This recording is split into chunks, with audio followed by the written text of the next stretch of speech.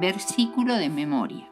Y al ver las multitudes, tuvo compasión de ellas, porque estaban desamparadas y dispersas como ovejas que no tienen pastor.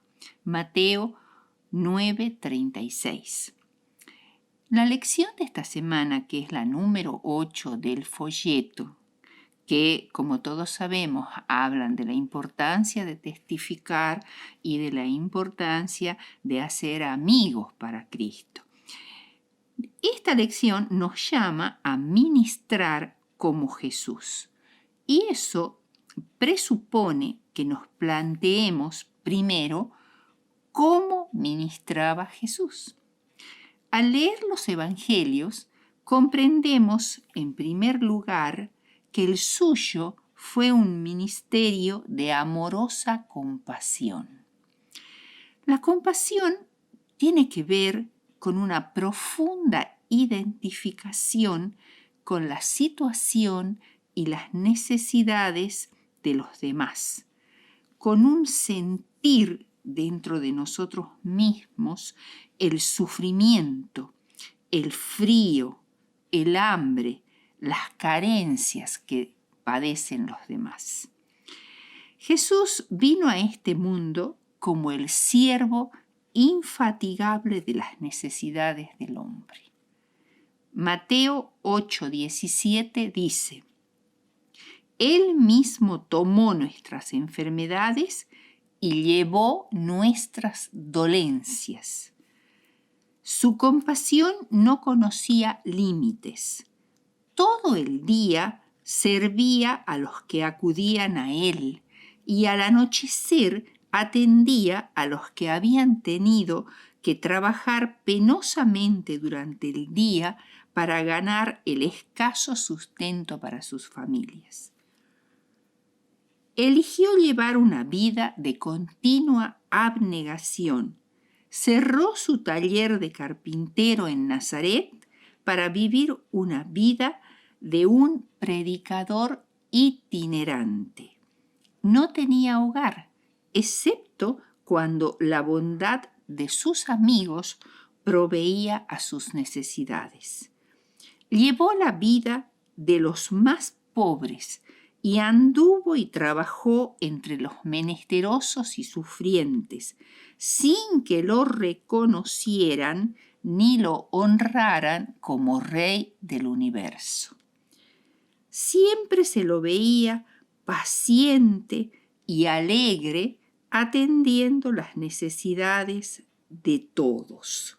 Por donde él pasaba, había gente que había sido sanada y daban fe del cumplimiento de lo que dice Mateo 4, 15 y 16. Tierra de Zabulón y tierra de Neftalí, camino del mar, al otro lado del Jordán, Galilea de los gentiles. El pueblo que habitaba en tinieblas vio gran luz, y a los que habitaban en región de sombra de muerte, luz les resplandeció. Su gran compasión por ese pueblo abandonado por sus líderes religiosos lo llevaba de lugar en lugar, a orillas del mar, a las laderas de los montes, a las calles de la ciudad, a las sinagogas, al atrio del templo. Asistía a las grandes fiestas de la nación y ponía al alcance de las multitudes las cosas del cielo y de la eternidad. A todos les traía tesoros sacados del depósito de la sabiduría. Les hablaba en un lenguaje tan sencillo que no podían dejar de entenderlo. Aliviaba a los tristes y afligidos, y a las almas enfermas de pecado les ofrecía salud y fortaleza. No tenía vergüenza ni repulsión, como los fariseos, de entrar en las humildes viviendas de los pobres, para dar esperanza al angustiado y paz al afligido. Decía a quien quería: sígueme. y el que oía la invitación lo seguía. Quedaba roto el hechizo del mundo. Lo que conmovía el corazón de Jesús era el alma sedienta de vida. Un punto que es muy importante de tener en cuenta es que Jesús siempre buscaba lo bueno aún en los peores seres humanos. Cristo no hacía distinción alguna de nacionalidad, estatus social o credo. Ninguna política influenció sus movimientos. No hacía diferencias entre vecinos y extraños, amigos o enemigos. Nunca despreció a nadie como inútil. Cualquiera fuera la persona con la que se encontrara, siempre sabía darles una lección adecuada al tiempo y a las circunstancias. Procuraba infundir esperanza en los más rudos y en los que menos prometían, presentándoles la seguridad de que podían llegar a ser sin tacha y semejantes a Dios. Después que la fiesta de los tabernáculos hubo concluido y los sacerdotes y rabinos habían sido derrotados en sus maquinaciones contra Jesús, a la caída de la tarde cada uno se fue a su casa, pero Jesús se fue al monte de los olivos. Allí, en la quietud de los olivares, podía estar a solas con Dios. Pero temprano en la mañana siguiente volvió al templo y rodeado por la gente les enseñaba. Pero pronto fue interrumpido por un grupo de fariseos y escribas que se le acercó arrastrando a una mujer aterrorizada a la que acusaban de haber sido sorprendida en el acto mismo del adulterio. Pedían astutamente la opinión de Jesús con respecto a apedrearla según decía la ley de Moisés. Era una trampa muy bien ideada para arruinarlo.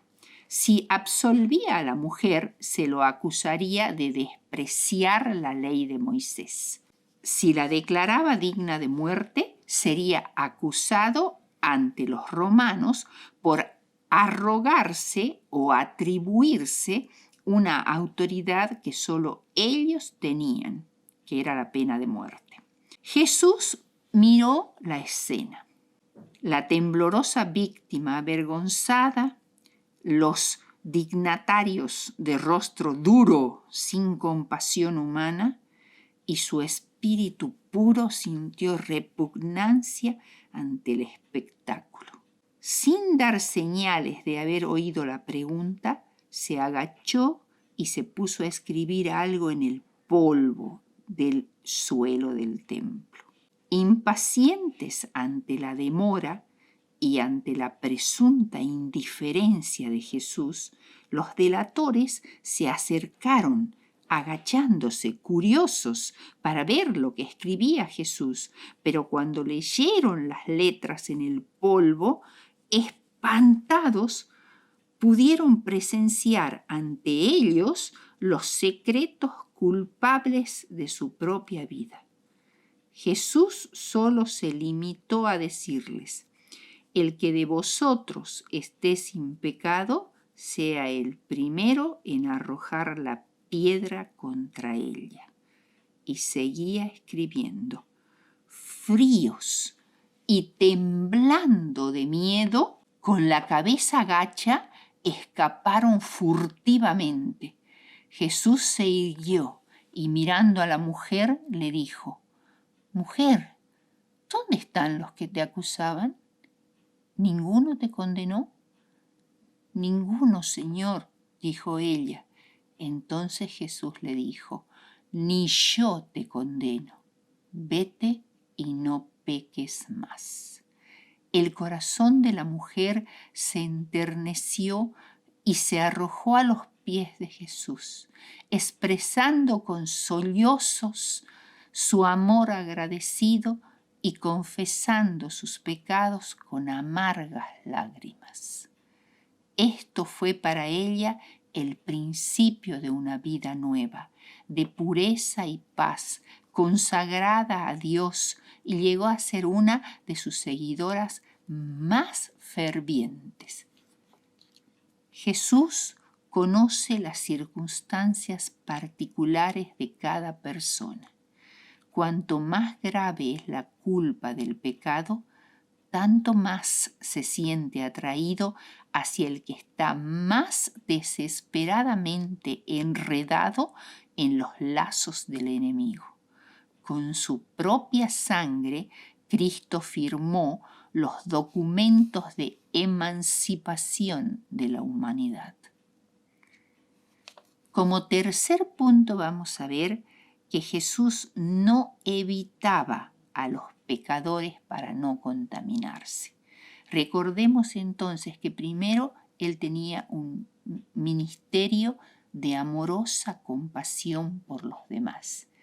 En segundo punto hemos considerado que siempre buscaba lo bueno aún en los peores. Y como tercer punto, no evitaba a los pecadores para no contaminarse.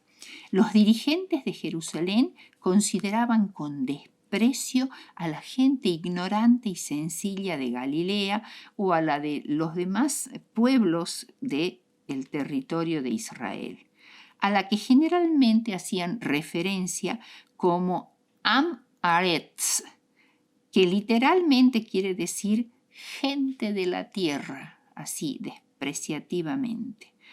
Y los despreciaban principalmente por su ignorancia y descuido en el pago del diezmo y con las purificaciones rituales, los lavamientos. Y por esta razón creían que esta gente, los Am-Aretz, la gente de la tierra, estaban bajo una maldición, como lo dice Juan 7:49. Mas esta gente que no sabe la ley, maldita es. Pero este descuido de parte de estas personas no significaba que necesariamente no tenían ansias de Dios. Y ellos eran la mayoría de los que oían a Jesús de buena gana. Para la mentalidad rabínica, una persona que se mezclaba con la multitud en el mercado inevitablemente se ponía en contacto con personas que eran ceremonialmente impuras y por ende contaminantes. Sin embargo, Jesús consideraba lisa y llanamente estas tradiciones de los fariseos como mandamientos de hombres, distinguiéndolos claramente del mandamiento de Dios. Es necesario acercarse a la gente por medio del esfuerzo personal.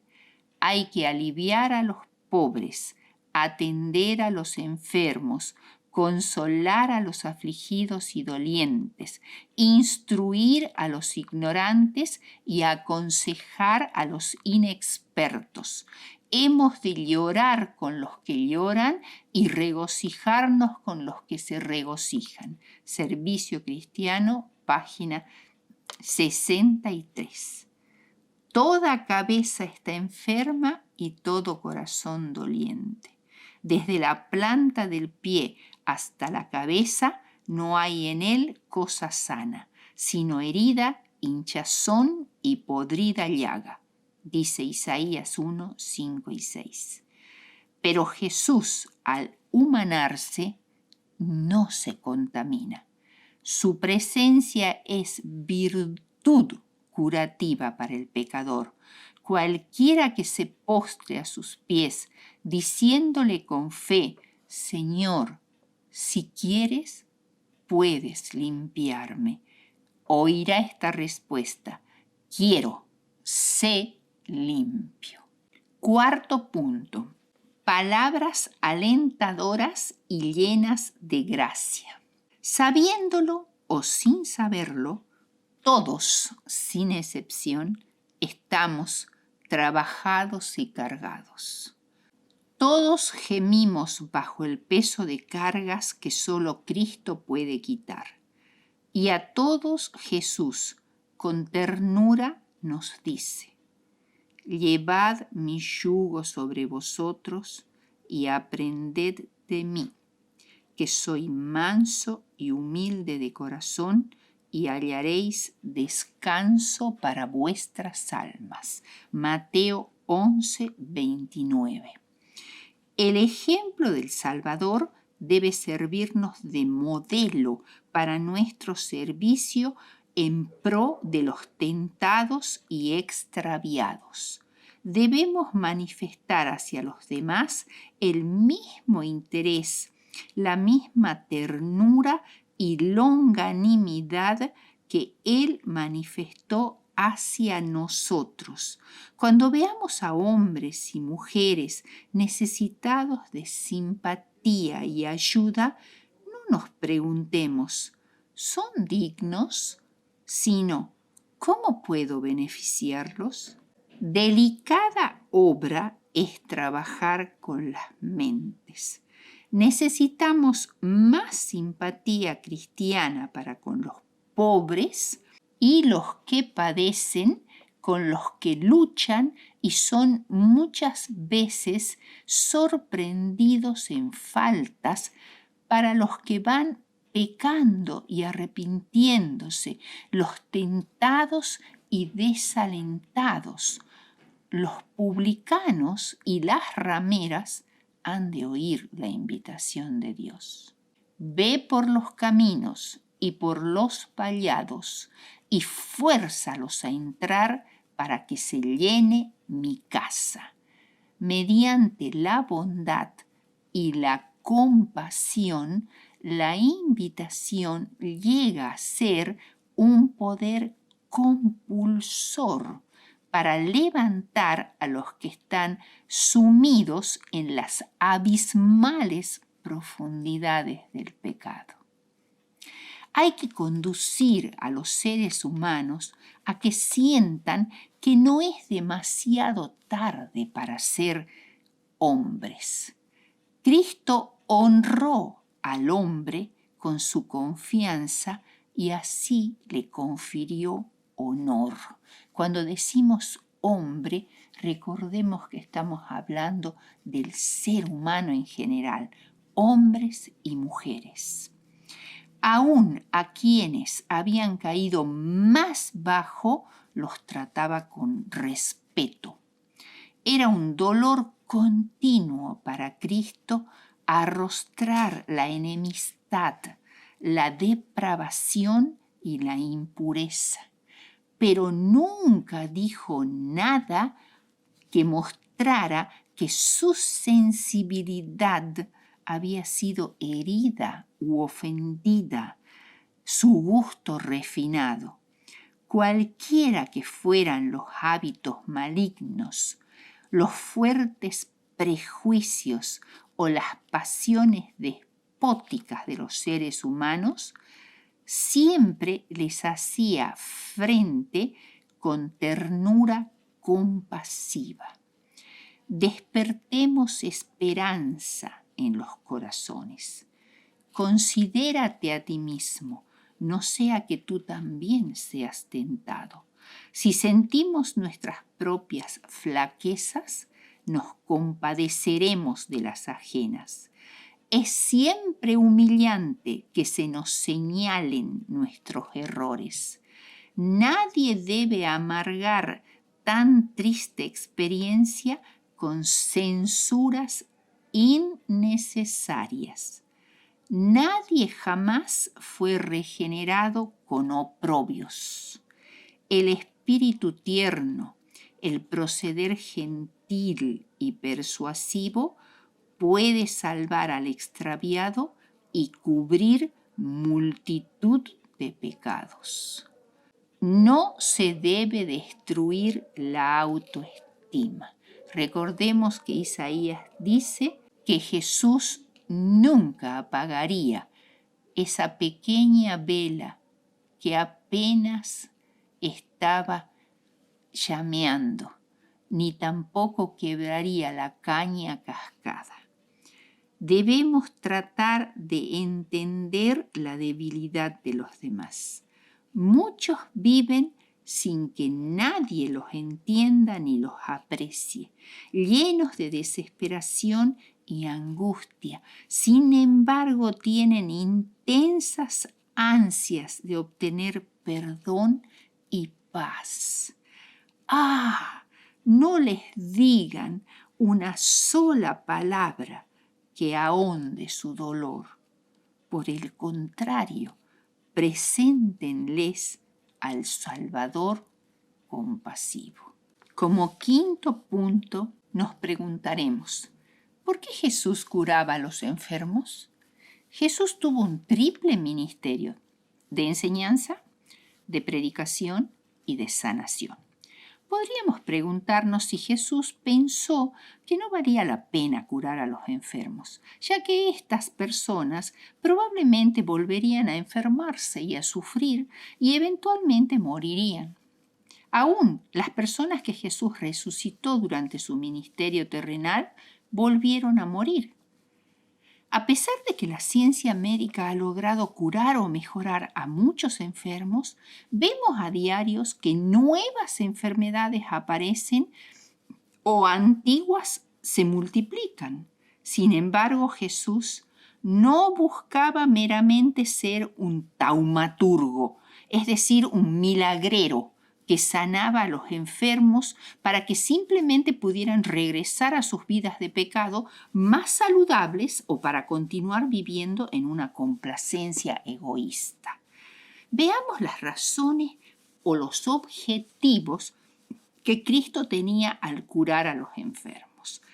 En primer lugar, Él tenía un objetivo bien claro: aliviar el sufrimiento físico para revelar el amor del Padre. Dios nunca quiso que los seres humanos se enfermaran, sufrieran y finalmente murieran. Dios se identifica con nuestro dolor y con nuestros padecimientos y anhela aliviarnos de ellos. En el caso de la mujer con el flujo de sangre, ella tenía muchas causas para sufrir.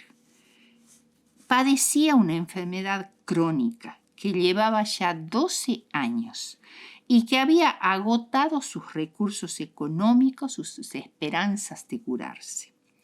Por otro lado, la naturaleza de su enfermedad, junto con la impureza ritual que implicaba su flujo de sangre, le impedía ir al templo y también acercarse a Jesús, según ella creía, y presentarle verbalmente su pedido, especialmente en presencia de tantos extraños. Sin embargo, era tal su anhelo de sanarse que se afanó, a pesar de su debilidad causada por la anemia crónica que ella tenía y de la multitud que bloqueaba el acceso a Jesús, para llegar a tocar el borde de su manto. Y al hacerlo, inmediatamente advirtió la corriente de poder que fluyó de Cristo y entró en ella y la había curado. De su azote, dice la Biblia. ¿Por qué? Porque era considerado por la sociedad de su tiempo como un castigo divino por los pecados que habría en su vida. La voluntad misericordiosa del Padre de quitar todos estos sufrimientos a esta pobre mujer se cumplió mediante Cristo. Jesús se detuvo y no dejó pasar este milagro en forma silenciosa, sino que la puso en evidencia ante la multitud. ¿Por qué? Porque quería que la mujer se fuera llevándose el gozo perdurable de saber que Jesús personalmente la había advertido entre tantas personas y la había reconocido como una persona que sufría. Dios no se complacía en hacerla sufrir con una enfermedad vergonzosa y debilitante, sino que por el contrario se complacía en sanarla y devolverle el vigor y la dignidad. Esto está en Marcos 5, 25 al 34. Segunda razón por la cual Jesús curaba a los enfermos, porque quería darles la sanación emocional y espiritual que el pecado había destrozado. O sea, Jesús no tan solo tenía la intención de sanar la parte física, él apuntaba a lo espiritual, a lo que no era visible por los demás. Fue lo que sucedió con el paralítico de Mateo 9, 1 al 7.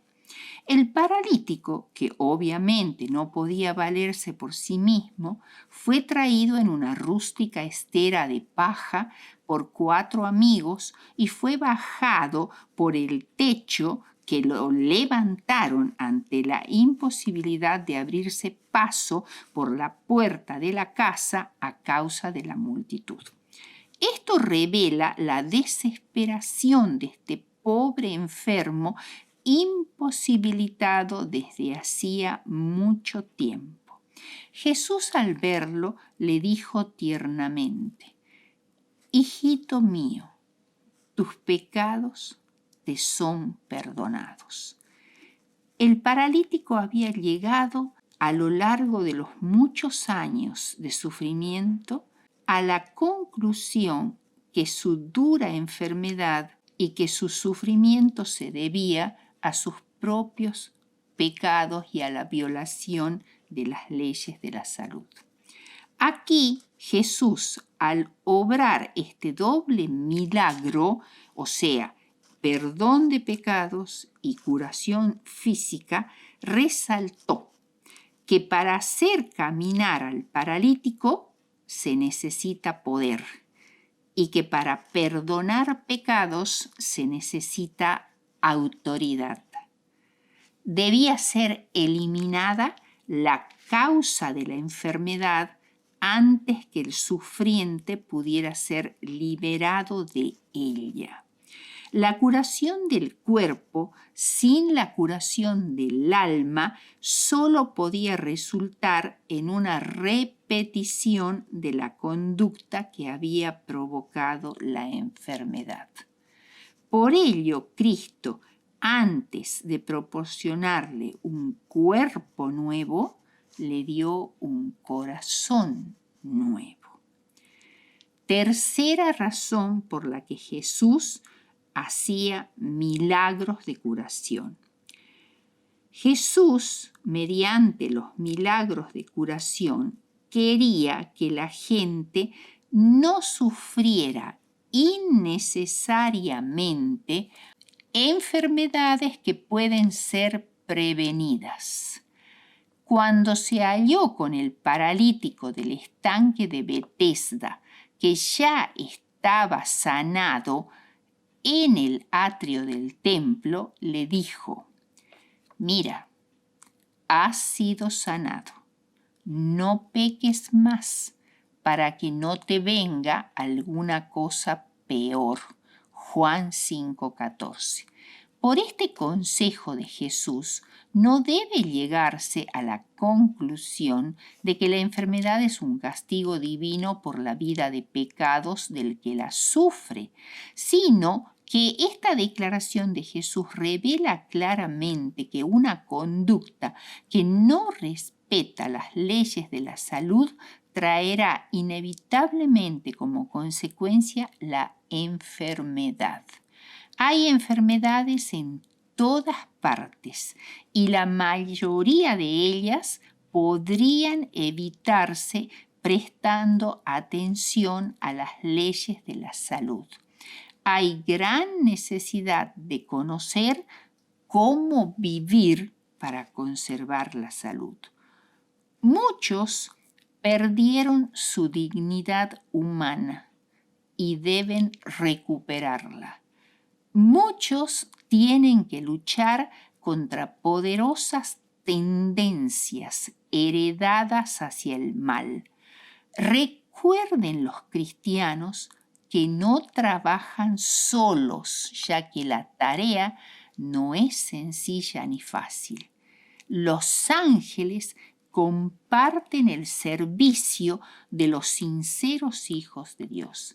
Y Cristo es el restaurador que ha prometido lo siguiente: haré más precioso que el oro fino al varón y más que el oro de Ofir al ser humano. Isaías 13:12. Y cuarto, Jesús no era solamente un obrador de milagros espectacular, o sea, simplemente para llamar la atención. Él anhelaba darles a las personas el regalo de la vida eterna. Cada acto de curación fue una especie de promesa o prenda, una prenda de una vida eterna futura maravillosa. Yo he venido para que tengan vida y para que la tengan en abundancia. Juan 10:10.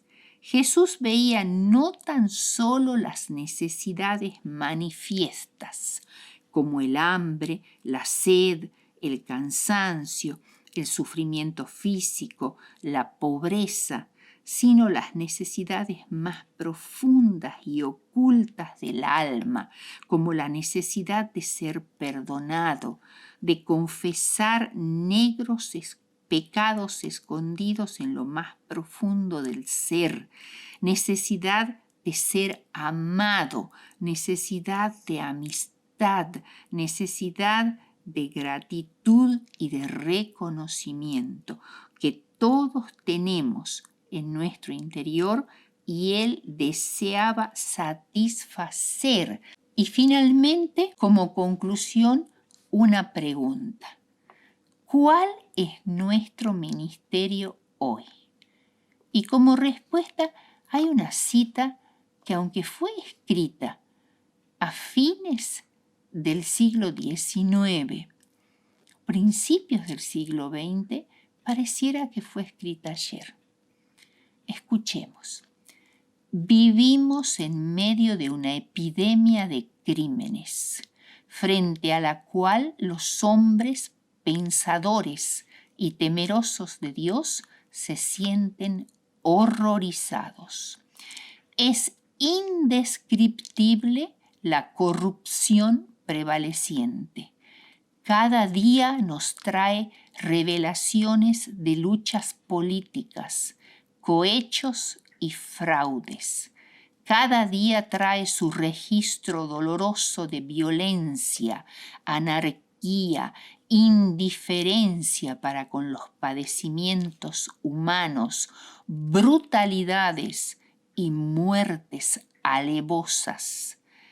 Cada día confirma el aumento de la locura, los asesinatos y los suicidios.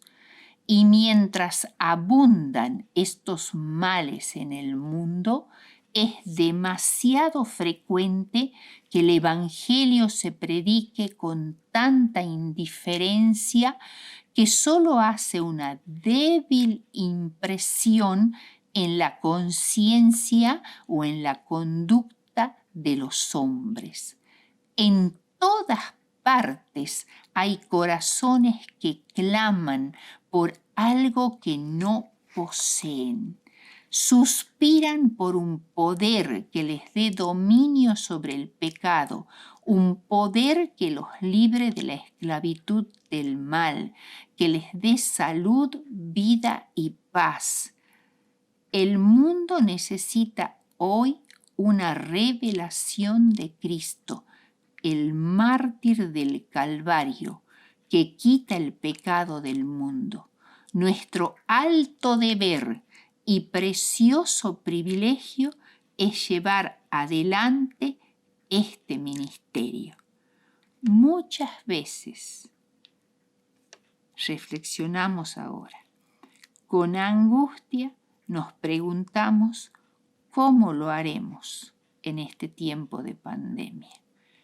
Quizá en otros tiempos pasados, cuando teníamos libertad para movernos y hablar, no lo hicimos. Sin embargo, aún ahora podemos hacer algo, quizás hasta más que en tiempos normales, porque hay nuevos métodos virtuales, hay creatividad, hay dones y hay corazones más susceptibles. No nos desanimemos. Hoy debemos ser los que ministremos como Cristo, orando, llorando y sembrando la preciosa semilla.